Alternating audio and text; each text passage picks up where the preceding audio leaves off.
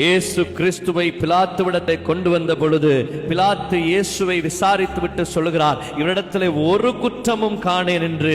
ஆம், நாம் ஆராதிக்கிற இயேசு பரிசுத்தமுள்ளவர். பரிசுத்தமுள்ள அவரை சிலுவையில் அறையும்படி சொல்லி கொலை பாதகன் கொலை செய்த பரபாசை விடுதலை செய்யும்படி ஜனங்கள் கூக்குரலிட்டார்கள். சிலுவையில் அறைந்தார்கள், கண்களை கட்டினார்கள், கன்னத்தில் அறைந்தார்கள், தாடியை பித்தார்கள், காரி துப்பினார்கள், குட்டினார்கள், தலையிலே அடித்தார்கள், தலையிலே முள்முடி சூடினார்கள், பாரமான சிலுவையை தோள்கள் மேலே சுமத்தினார்கள், வாரினால் முதுகிலே அடித்து உழுத தரையை போல ஆக்கினார்கள், கைகள் கால்களிலே ஆணி அடித்தார்கள், விழாவிலே குத்தினார்கள். எல்லாரையும் பார்த்து சொன்னார், பிதாவே இவர்களை மன்னியும், இவர்கள் தாங்கள் செய்வது இன்னதென்று அறியாதிருக்கிறார்களே என்று. எனக்கு பிரியமானவர்களே, ஏன் அவர்களுக்கு தெரியாதா? ஒரு பாவம் அறியாத ஒரு பரிசுத்தம் உள்ளவரை சிலுவையிலே அறைகிறோம் என்று தெரியாதா?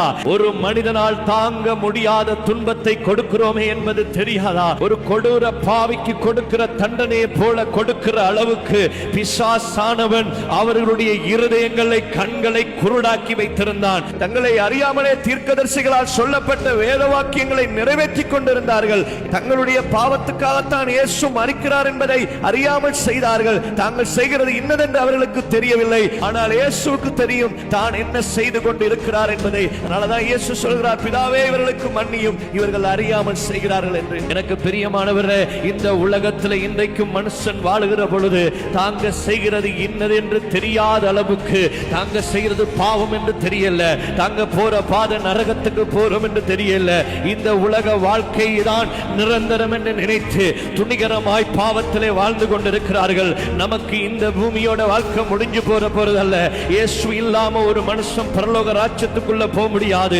இயேசுதான் வழியும் சத்தியமும் ஜீவனும் என்று அறியாமல் செய்து கொண்டிருக்கிறார்கள். இன்னைக்கு நாம் செய்கிற பாவங்கள், நாம் செய்கிற அசுத்தங்கள், நம்மை அறியாமலே இயேசுவை வேதனைப்படுத்தி கொண்டிருக்கிறோம் என்பதை மறந்துவிடக் கூடாது. இன்னைக்கு நானும் நீங்களும் ஜெபிக்க வேண்டும். ஆண்டவரே இவர்களை மன்னியும், இவர்கள் அறியாமல் செய்கிறார்கள், இவர்களை ரட்சியும், இவர்கள் மனம் திரும்பட்டும், இவர்கள் பரலோக ராஜ்யத்துக்குள்ளே சேர்த்துக் கொள்ளப்படட்டும், இவர்களுக்கு சுவிசேஷம் பிரசங்கிக்கப்படட்டும், விடுதலையாக்கப்படட்டும், இயேசுவை அறியட்டும், பாவம் மன்னிக்கப்படட்டும், மனம் திரும்பட்டும் என்று சொல்லி இவர்களுக்காய் நானும் நீங்களும் பரிந்து பேசுகிறவர்களாய் எழும்ப வேண்டும்.